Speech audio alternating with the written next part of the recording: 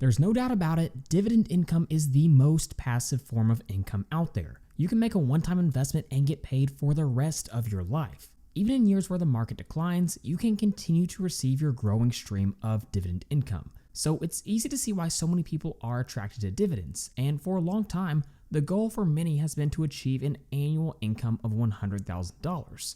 According to research from last year, only 18% of US adults have an income of over $100,000. So when you combine the growing interest in dividends and the desire to make $100,000 a year, naturally the question presents itself.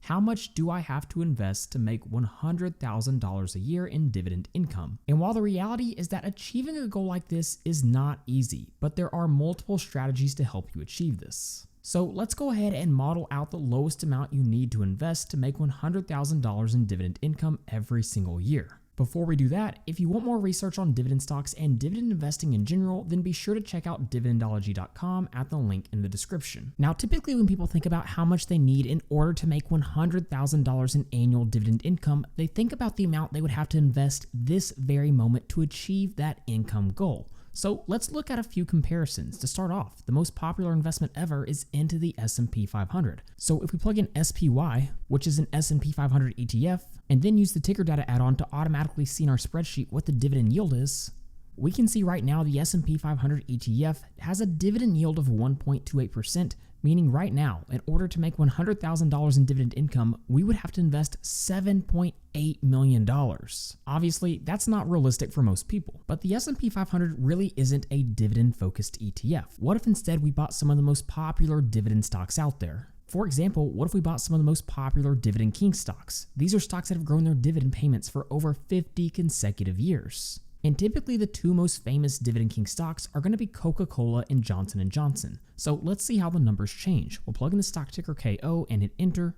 And we can see with Coca-Cola's dividend yield of 2.74%, we would have to invest $3.6 million. That's a lot of money. That's quite a bit less than the S&P 500, but that's still a lot of money. What if we make it Johnson & Johnson? We can see with Johnson & Johnson, this number jumps all the way down to $3.1 million, but that's still higher than I'd like it to be. So really, this leaves us with two options in order to minimize the amount of capital we would have to invest in order to achieve $100,000 a year in dividends. We could either 1, build out a high yield portfolio, or 2, focus on dividend growth stocks. Both of these strategies have their pros and cons. Make no doubt about it, there are a lot of people who make massive mistakes when building out a high yield portfolio. And generally speaking, there are some key criteria you want to look for when building out a high yield portfolio, specifically for dividend income. For example, you probably want to see at least a dividend yield of above 5%. You don't want to see fluctuations with your dividend payments. You definitely want to see sufficient dividend coverage. You want a healthy balance sheet so the company can survive for the long term,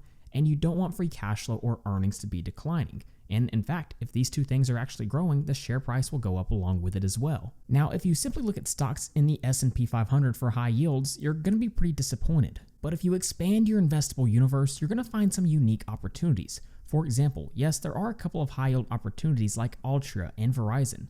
But if you expand where you're looking, you can find master limited partnerships, you can find real estate investment trust, and business development companies that can meet all of the above criteria. These are companies that have yields ranging from anywhere around 7 to 12%. And then if we want to boost our dividend income just a little bit more, we can use a covered call ETF, SPYI for example.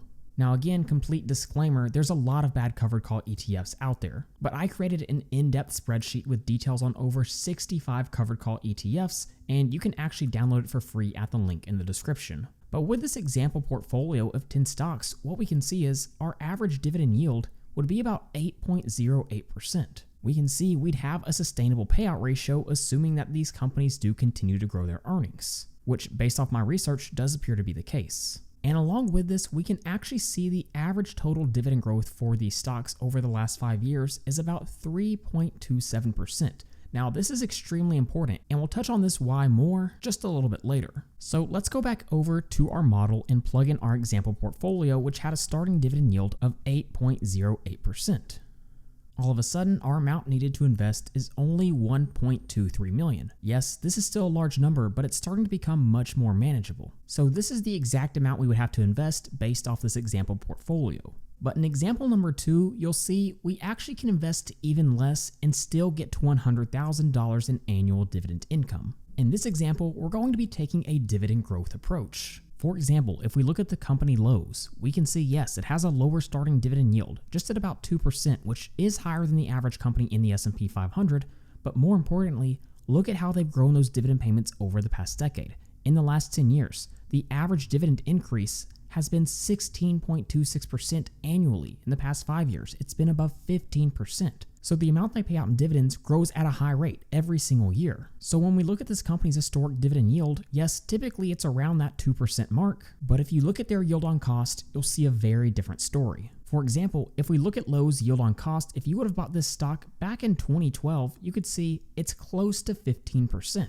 This is basically telling us the annual dividend income we would receive based on the stock price that we originally paid. So as we'll see, growing these dividend payments at a high rate causes an immense snowball effect. So let's model out how much we need to invest to hit $100,000 in annual dividend income. And as you can see, we're going to model this out over 30 years. Now, we'll need to make some assumptions. To start out, we'll assume a starting portfolio size of just $10,000, and we'll assume a starting dividend yield of 3.5%. Now, let's assume average historic returns. We'll go with a price growth rate of about 8% and a dividend growth rate of 9%, and then our goal will be to make monthly contributions of $1,000.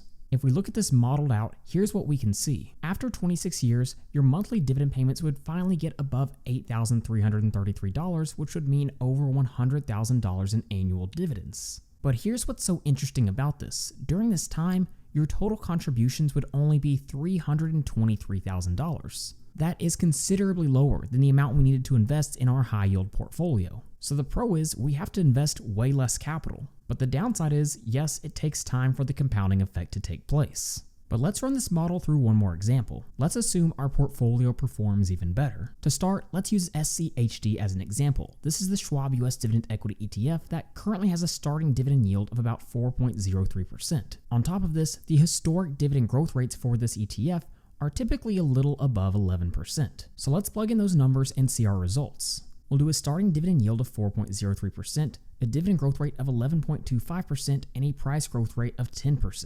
If we look at this scenario modeled out, we can see that our time period drops down to about 21 years. On top of this, we only had to make total contributions of $271,000. Now, 21 years, no doubt, that is a long time. But for someone who starts doing this at age 25, that could mean $100,000 in annual dividend income by the time you're 46. Now, the caveat to this is inflation compounds over time as well, just like any other investment, so your cost of living will continue to increase as time goes on also. So which is better, high yield or dividend growth? The reality is it completely depends. The longer your time horizon, the more likely you should be focusing on dividend growth stocks if you want to maximize dividend income over the long term. But if you have a much shorter time horizon, then exploring high yield investments is probably a better idea. You can get more examples of dividend stocks growing their dividend payments at a high rate and high yielding stocks with sustainable dividends over at Dividendology.com. So there's no doubt achieving $100,000 in dividend income is a huge goal, but it is certainly attainable. And with the right strategy in place, it can probably happen quicker than you think. The key is making the right choices based on your goals and your time horizon. For me, my goal is to get my annual dividend income to surpass my annual cost of living. And I share my journey every single month here, so be sure to subscribe to keep up. So with all that being said, thank you guys so much for watching, and please don't forget to like and subscribe to the channel.